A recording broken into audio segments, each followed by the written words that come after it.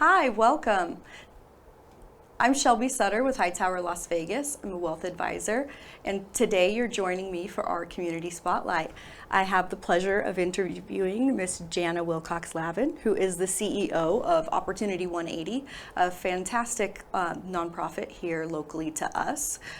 We started this community spotlight so that we could talk to people like Jana and talk about the good work they're doing in the community, highlight their work, and give them a platform to talk about it. They're not always as appreciated as they should be out in our community, so if you'd welcome Jana. Thanks so much for having me, Shelby. Thanks for joining us. Today we're going to talk a lot about Opportunity 180. That is the nonprofit that you run every single day. Yeah. You have 5 levers that you work toward. We'll talk a lot about those. Welcome. Thanks. Yeah, thanks so much for having me. We're honored to be here and have the opportunity to share a little bit more about what we do. We are a nonprofit that is focused on ensuring every kid graduates high school, college, and career ready, prepared to live the life they dream. And as I'm sure we'll get into, there's a lot of work to do here in Nevada, but we think it's possible. Right. So tell me about that mission. What makes that mission so important here in Nevada in particular? Yeah. So we set our sights on this North Star because Nevada has, as you know, and as we hear about in the news and is constantly sort of portrayed, have not had the strongest academic results for kids. I think it's important to keep in mind that in particular, Clark County, which is 74% and growing of the state's population, was a community built for 40,000 people that's now inhabited by 2.5 million. We all experience those infrastructure challenges in different ways all the time, including the I-15, right, et cetera. Right? Every day. Water, housing, right? You name it. And so given that, our education system grew rapidly in response to the growing population. And what we haven't really done is paused to take stock of what are we doing to actually drive towards the economic engine that we need in this state, and how does education really play a role in ensuring that that's possible. So for example, the statewide average for the ACT, which is a national assessment for students who are looking to go to college or who want to understand where they are in relationship to a bar of going to college, even if they choose a different path. And the college going rate is a 22. Our statewide average is a 17.3. Wow. 100% of our kids across Nevada take the ACT. And of all the states in the nation where 100% of kids take the ACT, we are the lowest and have consistently been the lowest. So certainly we could argue that not every kid wants to go to college, so therefore not every kid needs to take the assessment, but it is a good litmus test to help us understand where we are and what we're driving towards. A 22 on the ACT is also an equivalent of a career-ready bar. So that makes sense for our community. Going into an HVAC apprenticeship, going into officer school in the military, it's essentially the baseline bar, and we've got a long way to go. Perfect. Wow, I did not know that. Those numbers are absolutely appalling. I can't believe we're last. Yeah, we have been. Last. Okay. Yeah. And, I think the challenge that we have run into and what Opportunity 180 is really trying to tackle with our work is that it's clear on where we are, right? Mm-hmm. And so clarity is kind, right. And knowing where you are matters, right? If you want to go somewhere, you want to take a drive, you got to know where you are to know where you want to go, right? So happy to go on a destination unknown journey as an adventure, but that's not really going to move our state forward. So we really need to align on where we want to go. And to us, that's ensuring that every kid graduates high school, college, and career ready. And right now, the best assessment we have to determine that is a 22 on the ACT or an industry recognized credential. Wow. So I love how you said clarity. I couldn't have said it better. So now that we have clarity, what's our plan? How do we get there? Yeah. Is this where the levers come into play? This is partly where the levers come into play. And I want to name really clearly that Opportunity 180 does not believe, I do not believe, we did not set out on a journey to do this on our own. This is not an independent experience. This requires the entire community to come together, lock arms, and sort of head forward on a pathway to get to where we want to go, which is 100% of kids graduating high school, college, and career ready. What we really need to do, and how our levers came into play, is that we researched cities across the country that were seeing the strongest, most consistent academic gains for kids over and over and over again, and assessed what are those communities, what do those ecosystems have in common. And what we found is that they had all 5 of these things. So they had Very cool. access to really great data. They had really strong governance practices and a diversity of governance models. They had an engaged community and practices to really activate families, community members, community leaders, organizations like Hightower leading in a common direction. And they had great ideas, which to us is about the people. How are we elevating the ideas of people? And all of those things directed towards ensuring more great schools, which for us means every kid has access to a great school in their neighborhood. And so we've adopted these 5 levers to drive our work and our investment strategy and our approach, because that's what's been proven to work across the country. Amazing. Amazing. So tell me how this works in practice. So kind of walk me through the pipeline, maybe take me through a case study Sure. or take me through something locally that you've used this on and it's worked amazingly. Yeah. I know you've got those. Yeah, Yeah. we have a few.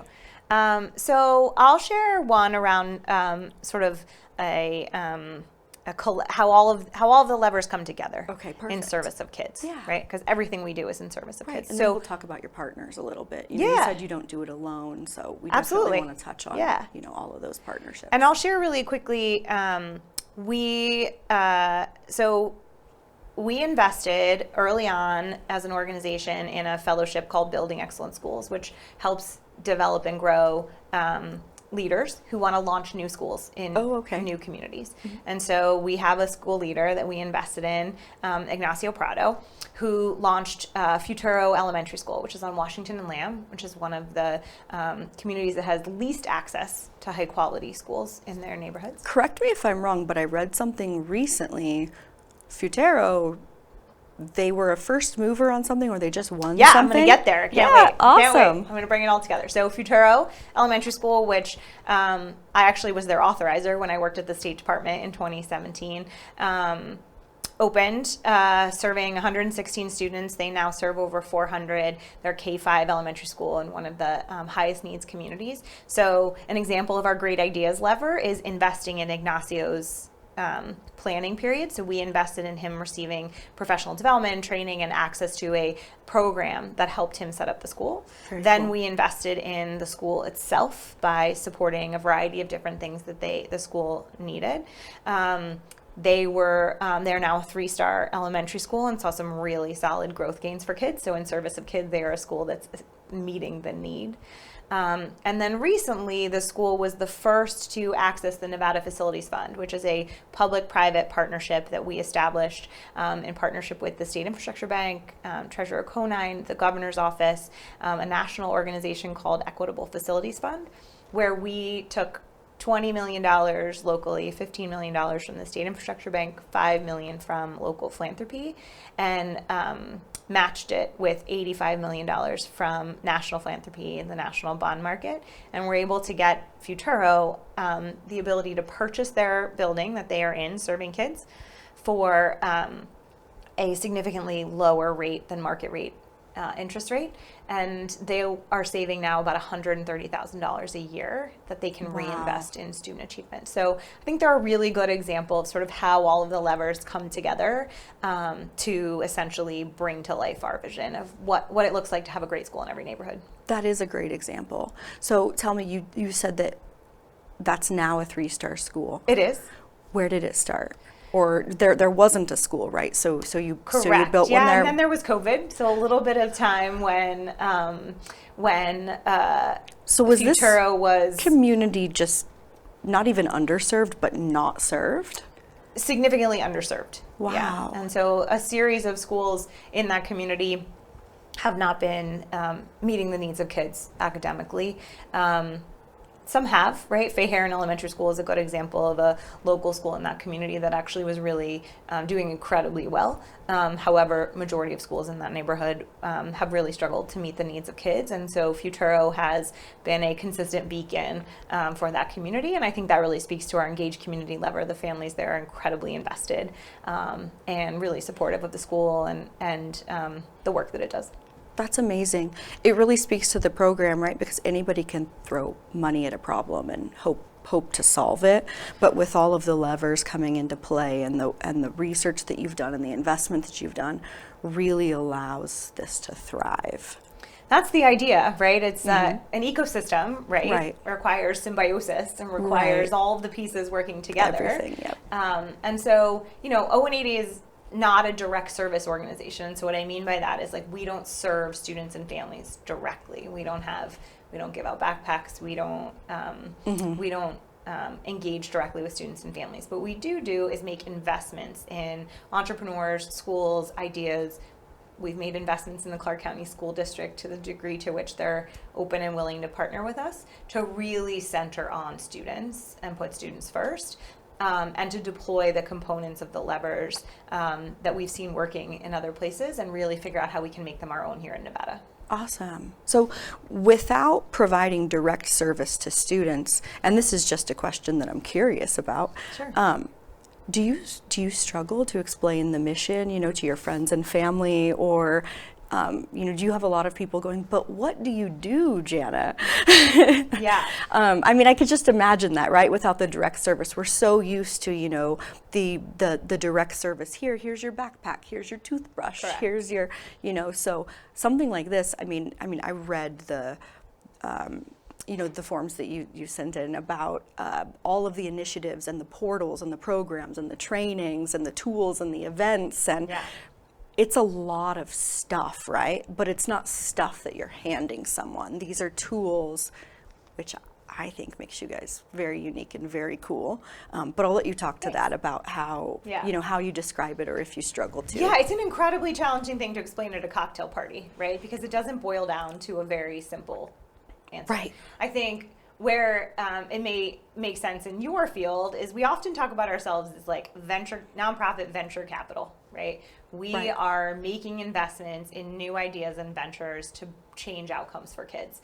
And so we raise fairly big amounts of money from a variety of sources, national, local, federal, et cetera, and invest those here to develop and drive an ecosystem that will outlast us. Right? I think one of the things that's really important to state about Opportunity 180 is that we do have an end date because we see ourselves as a catalyzing organization, which means we are pretty cool. Tending to catalyze an ecosystem and those around us and those in and of this community to continue the work forward. And so we've laid out a 10-year trajectory in our current form. We may evolve into a new form, but in our current form, we've laid out a 10-year trajectory that says by 10 years, we should have catalyzed enough concrete examples of the work in this community that they can continue on without us. And so we will know we have won when that is when true. You're no longer needed. Yeah, and I would say the last piece is, certainly my team won't love this, but for a long time I sort of was comfortable with O180 being under the radar and really not out in front. I think the point you made about the case study is the stories that really matter are the stories of our schools, the stories of our students, the stories of the educators we're able to support. And so we've tried really hard to sort of put ourselves in the background and put them out front. That's amazing. That's amazing. Well, thank you for everything you're doing. Thanks. As we talked about with the scores and everything, I think our community definitely needs it. So how could someone like me get involved? How can our viewers get involved? Yeah, thanks for asking. So you can find out lots about us at opportunity180.org. There you can find how you can access our data portal where we pulled together all of the state's data to share with families, legislators, electeds, community members. You can also follow us on social. We also put out what we call EdWatch, which is where we watch literally every education board meeting across the state and put out a digest for people to read. We watch so you don't have to is our unofficial tagline. So state board meetings, Clark County School District meetings, Washoe County School District meetings, state public charter school authority meetings. So it's a great way to sign up and stay connected. And then, timely right now, we have the election coming up. We recently released our general election voter guide for all the election board races. And next week we have a student-led forum called Flip the Script, where candidates will be asked questions directly from students who are eager to hear about their positions to lead the education decisions in the state. So lots of ways to get involved, and we really want everybody in the community to believe that they play a role in changing outcomes for kids and ensuring we can meet our North Star. Thank you for coming. Yeah, thanks so much for having me. Of course, of course. Until next time. Yeah, appreciate the opportunity. Thank you.